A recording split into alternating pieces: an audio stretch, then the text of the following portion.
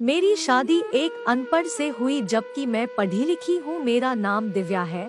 सच बताऊँ तो मेरा सपना था कि मेरा हम सफर एक पढ़ा लिखा और अच्छा कमाने वाला लड़का हो, लेकिन घर की कुछ मजबूरियों के कारण चंदन से मेरी शादी कर दी गई। मुझे चंदन से बदबू आती थी, उनका काम इतना अच्छा ना था। फिर मैं ईश्वर के सामने रो रो कर प्रार्थना करती थी कि हे ईश्वर, या तो चंदन को मार दे या फिर उससे मेरी जान छुड़ा दे। बिल्कुल पागल है, उसे बोलने का भी नहीं पता। मैं हर बात पर चंदन को बेइज्जत कर देती, उस पर गुस्सा करती। चंदन मुझे प्यार से समझाता, कभी चुप हो जाता, कभी गुस्सा होकर घर से बाहर चला जाता। मैं एक बार झगड़ कर माँ बाबा के पास चली गई और जिद की, बस अब मुझे तलाक लेनी है। माँ बाबा ने बहुत समझाया कि बेटी लड़का अच्छा है, ना करो ऐसा, बस बेचारा पढ़ा लिखा ही तो नहीं है। बाकी क्या कभी उसने तुम पर हाथ उठाया, गाली तक दी हो तो बताओ। लेकिन मैं बस तलाक लेना चाहती थी। मैंने झूठ बोला कि वो मुझे खर्चा नहीं देता। माँ बाबा ने चंदन को बुलवा लिया। वह मेरे सामने बैठा था। बाबा कहने लगे, चंदन क्यों भाई, तुम दिव्या को खर्चा क्यों नहीं देते? चंदन बाबा की तरफ देखकर बोला, अंकल जी, जो कमा कर लाता हूँ सब खर्चे निकाल कर जो बचता है दिव्या के हाथ पर रख देता हूँ। मेरे चाचा ताया सब मौजूद थे। मैं बोली, मुझे 10,000 रुपए हर महीने चाहिए, बस इस शर्त पर ही जाऊंगी मैं इसके साथ। चंदन खामोश हो गया, सर झुकाए बैठा था। चाचा बोले, हाँ चंदन, दे सकते हो खर्चा 10,000 रुपए हर महीने। चंदन कुछ लम्हे खामोश रहा, फिर मेरी तरफ देखने लगा, लंबी सांस ली, बोला, ठीक है, मैं दिव्या को हर महीने 10,000 रुपए अलग से दूंगा। मैंने दिल में गाली दी और सोचा कि देखना जीना हराम कर दूंगी तुम्हारा। फिर मैं चंदन के साथ चली गई।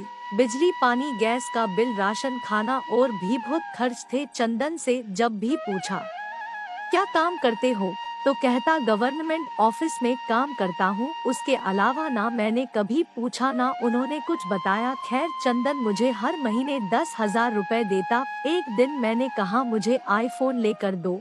मैं बस तंग करना चाहती थी कि चंदन मुझे तलाक दे दे। चंदन मुस्कुराने लगा, मेरे पाँव पकड़े और बोला, दिव्या दे दूंगा, परेशान ना हो, तुम बस मुझे छोड़कर जाने की बात ना किया करो, जो कहोगी करूँगा।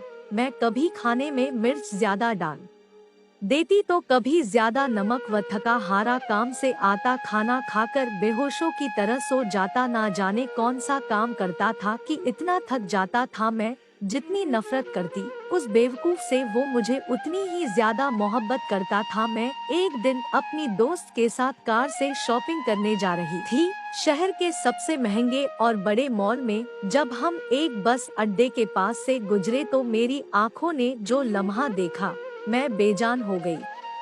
वह चंदन था जिससे मैं बहुत नफरत करती थी, जिसको मैं पागल अनपढ़ कहती थी, जिसको कभी मैंने प्यार से खाना तक ना दिया था, जिसका कभी हाल तक ना पूछा था, जिसे मैं इंसान ही नहीं समझती थी, जिसे मैं एक्सेप्ट ही नहीं करना चाहती थी।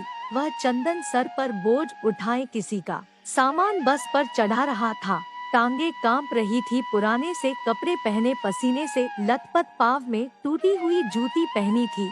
मैं मर क्यों नहीं गई थी? वह मेरे लिए क्या कुछ कर रहा था। इतने में एक शख्स बोला, ओए चल, यह सामान उठा, और दूसरी बस की छत पर लोड कर। चंदन को शायद भूख लगी थी, हाथ में रोटी पकड़े रोल करके खा रहा था, साथ ही सामान भी उठा रहा था। मैं कुर्बान जाऊं, मेरा चंदन मेरे लिए किस दर्द से गुजर रहा था। मैं आंसू लिए देखती रही। काम खत्म हुआ और वो वहीं साइड पर एक दुकान के सामने जमीन पर बैठ गया। कितनी बेबसी थी, थकन थी चंदन में, सारा दिन वहाँ दर्द सहना और रात को मेरी कड़वी कड़वी बातें सुनना, ईश्वर की करनी। बस मेरा दिल बदल गया। मैं बिना कुछ खरीदे घर वापस लौट गई। घर आकर बहुत रोई थी। चंदन को वेजिटेरियन बिरयानी बहुत पसंद थी, मैंने बिरयानी बनाई। चंदन घर आया, मैं उसे खाना नहीं देती थी, खुद गर्म करके खाता था। घर आया और किचन में गया, पूरे जोश से बोला, दिव्या आज तो आपने कमाल कर दिया, 1 साल बाद बिरयानी खाने जा रहा हूँ। फिर चंदन खाना प्लेट में डालकर मेरे पास बैठ गए, खाना खाने लगे, लेकिन मैं चंदन की तरफ देखे जा रही थी। चंदन मेरी ख्वाहिशों को पूरा करने के लिए कितना दर्द सहता है और बताता भी नहीं। मैं कितनी बेवकूफ हूँ, वो मुझसे कभी कोई शिकवा नहीं करता। चंदन पर आज मुझे बहुत प्यार आ रहा था, दिल चाह रहा था कि उसके सीने से लिपट जाऊं। चंदन ने खाना खाया, फिर जेब से पैसे निकाले और कहने लगा, यह लो दिव्या 10,000 रुपए में। चीख चीख कर रोने लगी। चंदन के पाँव चूमे। चंदन, मुझे कुछ भी नहीं चाहिए, मुझे पैसे नहीं चाहिए। चंदन हैरान था, मुझे क्या हो गया है। फिर चंदन ने मेरा हाथ थामा, बोले, अगर यह पैसे कम है तो और ला दूंगा, बस तुम मुझे छोड़कर ना जाना। बहुत प्यार करता हूँ ना तुमसे, इसलिए तुमको खुद से दूर नहीं कर सकता। मैं चंदन के सीने से लग गई। आज मुझे ना कोई आईफोन चाहिए था, ना कोई बड़ा घर, मुझे अब दुनिया की कोई खबर ना थी। मेरी दुनिया चंदन बन चुका था। हम औरतें कैसे मुंह फाड़ कर कह देती है, जब खिला नहीं सकते थे तो शादी क्यों की। बात बात पर झगड़ा करना शुरू कर देती है। कभी अपने पति का वह चेहरा देखना जिसमें मैंने चंदन को देखा था। भगवान की कसम, हम एक सांस न ले सकेंगी उस माहौल में। यहाँ मर्द अपनी फैमिली के लिए खुद को कुर्बान कर देता है।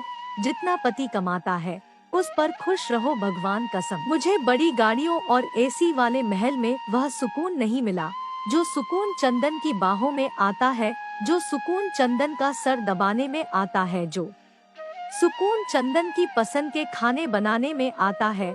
हम सफर की बेबसी को समझो तो आप कभी झगड़ा नहीं करेंगे। चंदन अब मेरी जिंदगी है और मैं उसकी। शायद कोई लड़की संभल जाए यह वीडियो देखकर, तो इस वीडियो को दूसरे लोगों के साथ भी शेयर करें।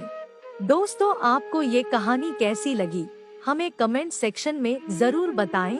वीडियो को लाइक कर दीजिए। इसी तरह की कहानियाँ रोजाना देखने के लिए चैनल को सब्सक्राइब करके घंटी के बटन को दबाकर ऑल पर सेट कर लीजिए, ताकि आने वाली वीडियो का नोटिफिकेशन आपके पास सबसे पहले पहुँचे। मैं मिलती हूँ आपसे अगली वीडियो में, तब तक के लिए धन्यवाद।